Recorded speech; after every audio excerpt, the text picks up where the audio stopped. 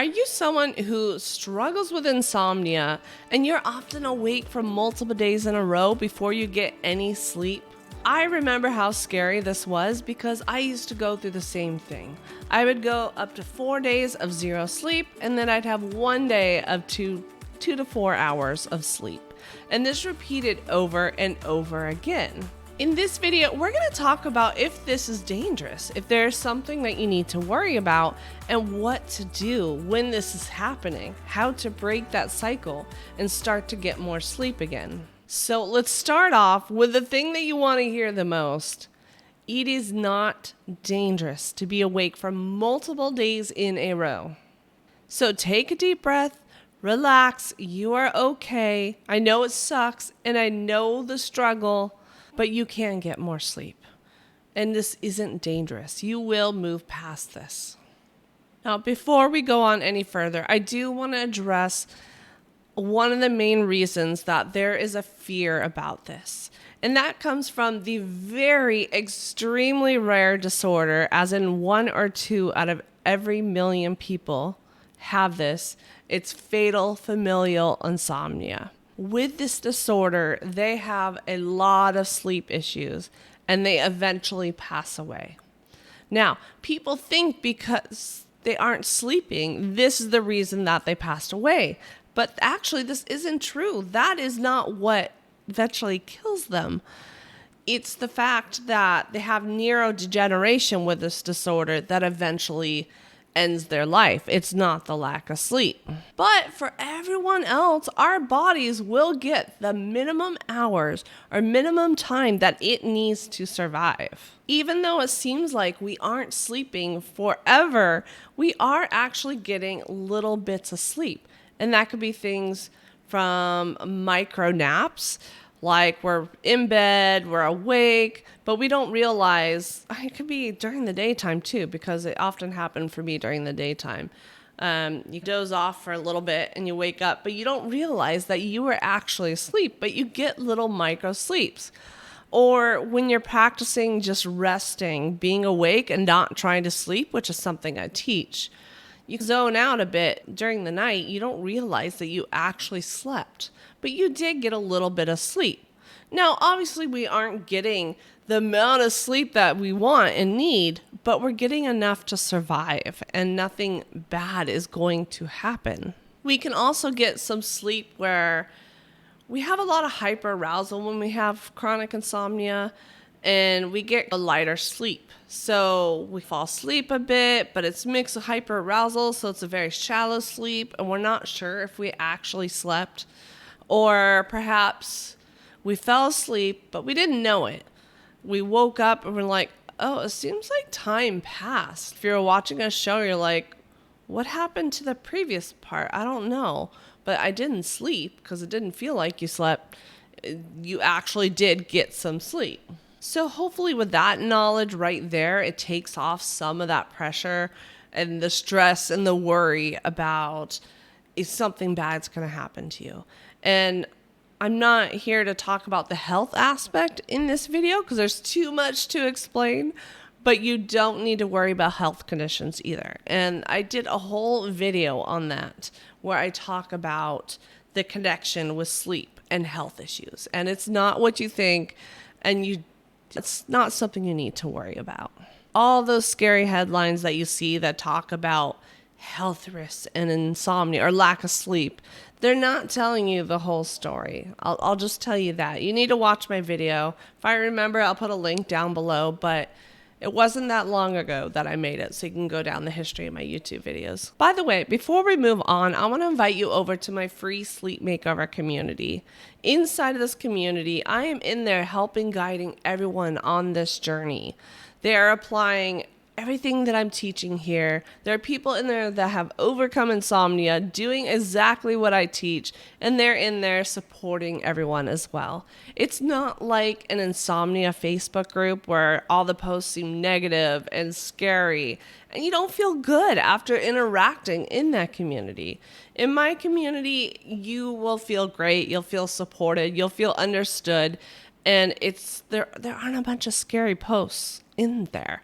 So if you would like to join the community, go ahead, click the link in the description box below. It's absolutely free, and there's tons of free goodies in there for you. Okay, so let's talk about what to do when you are awake for multiple days. The first thing I recommend is don't resist it. The more you fight it and resist it and try not to let it happen, the less sleep you're going to get and the longer it's going to last. And that's because when we fight it and we resist it and we fear it and we try to escape it, we're sending signals to the brain that there is danger. Your brain thinks there's an actual physical threat out there. It doesn't realize that there isn't. So it's activating that fight or flight system. It's keeping you awake at night, and you just remain stuck. So the less you can resist it, the more you can allow it, the better off you're going to be, because that is how you're going to teach your brain that you are safe so that you can start to get more sleep with time. It doesn't happen right away. I want to make sure you understand that it takes time, but your brain needs to realize that you are safe day after day. Okay, she seems to be okay. She's not fearing it. She's not resisting it. I can start to let go of activating the fight or flight system. And another tip that I have for you, which I briefly mentioned already, is resting in bed. You're not trying to sleep, not having this underlying intention of, if I just rest, I'll fall asleep. We can't control sleep. We can't force it to happen. And the more we do, the less sleep we're going to get. So instead of resting so that you can eventually get sleep, you're shifting the mindset to, I'm just going to rest because what's the point of trying to fight sleep? What's the point of trying to force sleep to happen if it's only going to make things worse? I'm just going to rest awake, and resting awake can be restorative. It can help you feel better the next day instead of stressing it and fighting it and getting worried and fear and all these uncomfortable emotions and getting anxious. That is going to drain your energy the next day. Where if you just rested awake, you're going to feel so much better the next day. And this is another way to teach the brain that you are safe because you aren't fighting it. You're just laying there relaxing. And as I mentioned earlier, that's when you can start getting those little micro naps or you're falling asleep briefly and you don't even realize it, but you're getting some sleep. And even if it's shallow sleep, it does help you. And of course, I want to make sure that you aren't fearing it. You aren't scared of these multiple days of being awake. I know it is scary, but I want to bring you some comfort knowing that you are okay and you are safe. I already talked about this, but this is one of my big tips is learning about this and understanding that you are okay and nothing bad is going to happen to you from being awake for multiple days in a row. I did it after several years of not being able to sleep multiple days in a row over and over and over and over again. And I am okay. I am living proof. I promise you, you will get through this. The more you apply what I teach here, the more sleep you're going to get with time. It takes time to get there. It's not going to happen overnight, but you will get there. So just stop, take a deep breath. I like doing that. And just know that you're going to be okay. Your body is smart. It's not going to lead you in down the wrong path, and it's going to get that minimum sleep that you need. Another big tip that I have for you is to stop tracking how many days you aren't sleeping and how many days you are, and also how many hours of sleep you're getting. We can often create a habit of days of sleep and not sleep. We can create kind of a routine or a pattern, like 3 days of sleep and 2 days of no sleep, or maybe it's the other way around for you. So 3 days of no sleep and we'll say 1 day of sleep.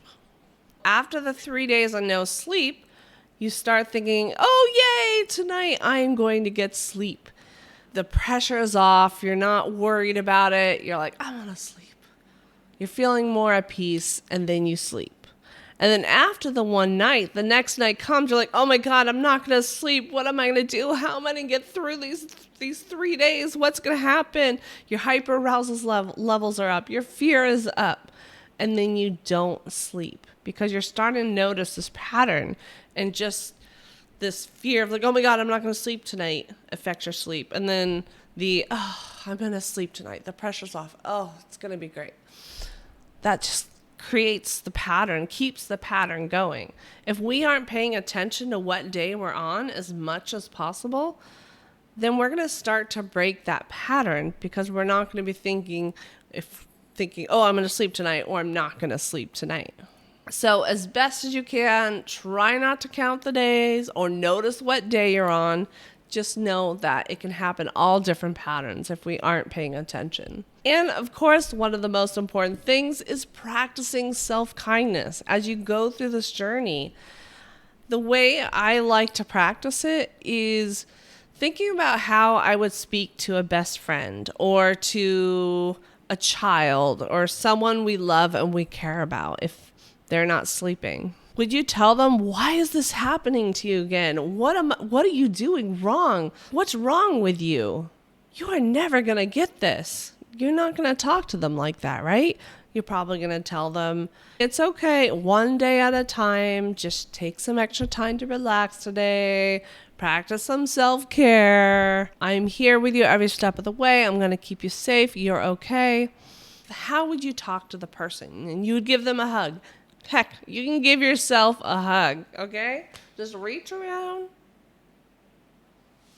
It's actually quite soothing, believe it or not. As silly as it looks, it does actually feel good. But what would you say to a best friend who's going through the same exact thing? Well, then tell yourself that too. That's what I used to try to remind myself. When I would start to catch myself talking negative towards myself and talking in a way that doesn't feel good, I would stop myself and be like, okay, picture my sister there. How would I say this to my sister? And then I'd reframe it and then direct it towards me. That is a great way to practice self-kindness. Self-kindness is such a great way to bring a more positive mindset, feel more at peace, more at ease, lower the stress, lower the worry, lower the fear, and just feel so much better. So now that you know what to do, check out this video I did where I talk about whether you can actually control sleep and some strategies you can use to try to get more sleep. It's got lots of tips in there that will help you continue on your journey and continue to get more sleep. So check out that video, or you might like the other one above it. That is it for today's video. Thank you for watching, and I will see you in the next one.